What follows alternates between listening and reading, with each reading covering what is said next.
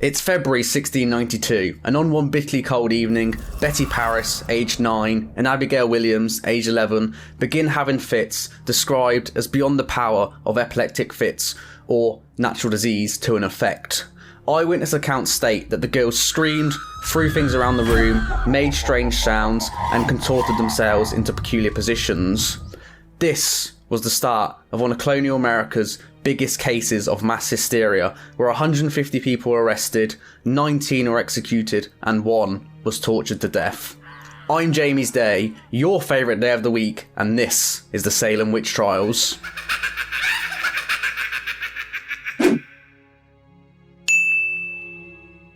Before we begin, if you do enjoy the content, please do consider liking the video, and if you haven't subscribed yet, please do subscribe, it really helps the channel grow. And if you don't, you might be burned at the stake for being a witch. And we can't take any chances, can we?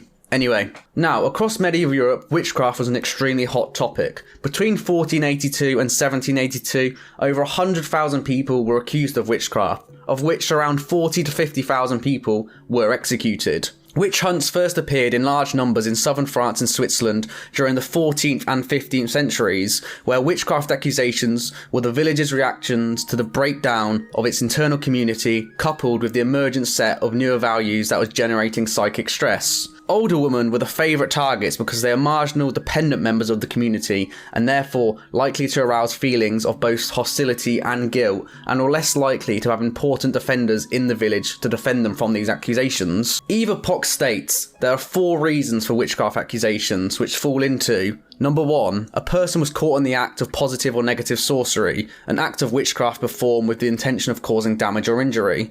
2, a well-meaning sorcerer or healer has lost their clients or the authorities' trust.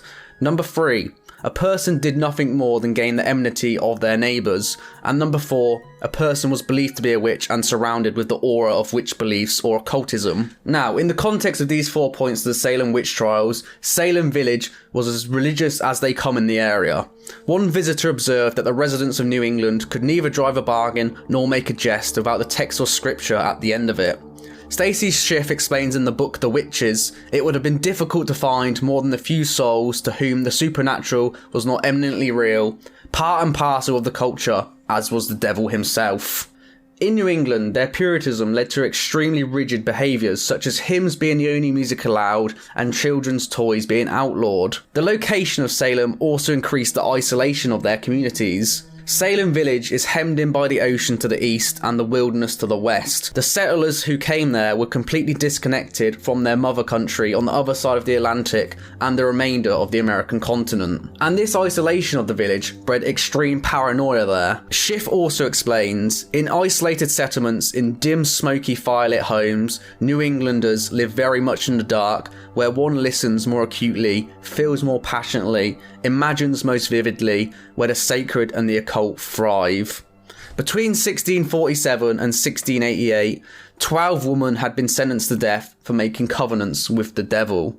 So, Salem village was an extremely isolated and religious area. This led to hysteria growing and stress growing and growing, and they were just waiting for someone to take their stress out on. Now, as previously mentioned, Betty Paris and Abigail Williams were having fits described as extraordinary or supernatural. They complained about being pricked by pins and even pinched. But when the doctor came to look at them, they couldn't find any evidence of physical harm. They were asked to say who was performing this witchcraft or sorcery on them, and they named 3 women: Sarah Good, Sarah Osborne, and Tituba. Sarah Good was a homeless woman who had become reduced to poverty due to the death of her first husband. Sarah Osborne rarely attended church meetings and was accused of having her own self-interests, and Tituba, an enslaved South American Indian woman from the West Indies, likely became a target because of her ethnic differences to most of the villagers. So each of these women were a kind of outcast in the community and exhibited traits that made them prime targets for witchcraft accusations. They were brought before the local magistrates on the complaint of witchcraft and interrogated for a few days, starting on March the 1st of 1692, but then quickly sent to jail. During their trials, Good and Osborne denied their guilt. However, Tituba confessed, likely seeking to save herself from certain conviction by acting as an informer. She claimed there were other witches acting alongside her in service of the devil against the Puritans. Even in the courtroom for these 3 women, their accusers were there in a grand display of spasms, contortions, screaming and writhing. However, the questioning continued. But this was just the beginning of the witch trials. Warrants were issued by the dozen, sometimes for the arrest of the most unlikely suspects. Among those detained in March 1692 were Martha Corey and Rebecca Nurse, upstanding members of the local churches in Salem Village and Salem Town respectively. The townspeople thought if these two upstanding members of the community could be accused, then anyone could be accused, and church membership wouldn't save you from being accused of being a witch. As being a witch was basically being in line with the devil, so being a member of the church, you'd thought you'd be safe, which meant the hysteria in Salem increased massively. Accusations and counter-accusations were thrown around and showed that no one was exempt from suspicion. Even Sarah Good's 4-year-old daughter was arrested and interrogated by the magistrates. On the 2nd of June, a special court, a court of Oyer and Terminer, Oyer meaning to hear and Terminer meaning to decide, sat for the first time. It was presided over by William Stoughton, the newly appointed Lieutenant Governor of the province of Massachusetts Bay.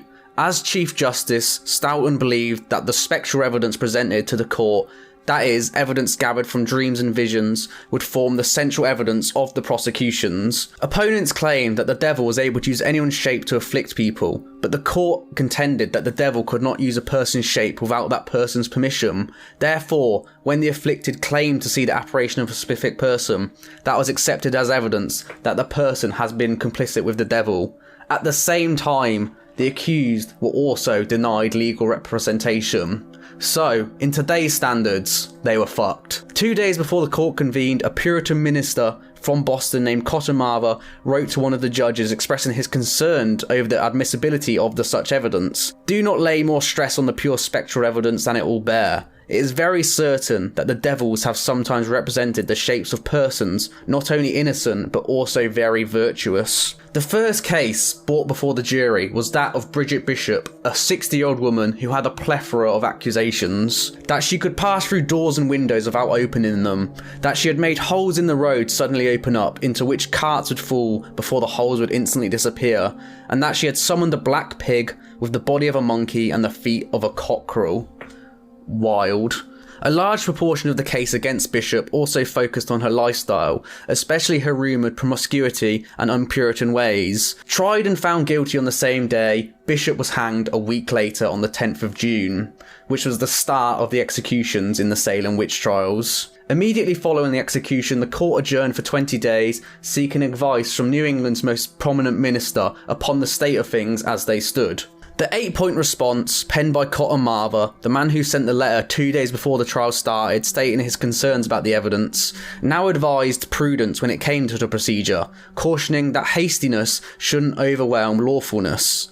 However, the subtlety of the minister's response was largely sidelined by the grand jury, who drew their energy from one particular concluding line from Mather. We cannot but humbly recommend unto the government the speedy and vigorous prosecution of such as have rendered themselves obnoxious. In possession of such mandate, the trials now moved up a gear. In early July, Sarah Good and 4 more women were tried and found guilty of bewitchment, making the journey to the gallows a few days later. The indictments then came thick and fast. Another 5 were executed exactly a month later, on the 19th of August. 4 of whom, which were men. One of them, George Burroughs, protested his innocence as the noose was readied. When he was upon the ladder, he made a speech claiming his innocence. His prayer, which he concluded by repeating the Lord's Prayer, as witches weren't supposed to be able to recite, was so well worded and uttered with such confidence and spirit it drew the tears of many, so that it seemed that some of the spectators would hinder the execution. The accusers said that the black man, or the devil, stood and dictated him, and he was quickly executed.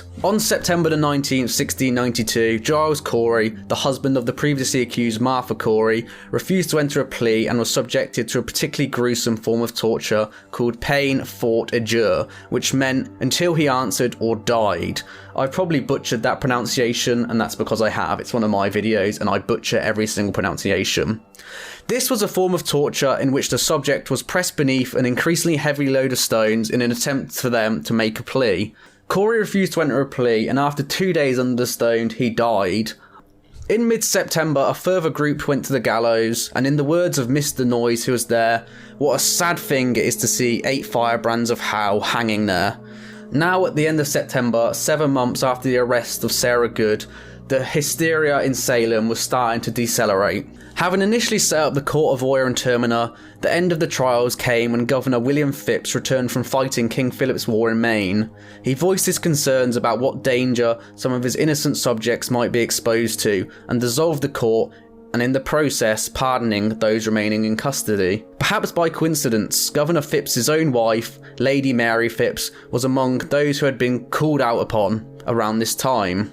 After Phipps's order, there were no more executions, but the trials didn't stop there. The prosecutions weren't concluded then, and more fresh witchcraft cases continued to come before the new Superior Court of Judicature that was ordered not to accept spectral evidence. Even when the court ordered further executions, Governor Phipps wisely issued pardons to those convicted. The last trials were at the end of April, where 5 people were found not guilty, finally bringing the end to the Salem witch trials over 1 year after it had begun.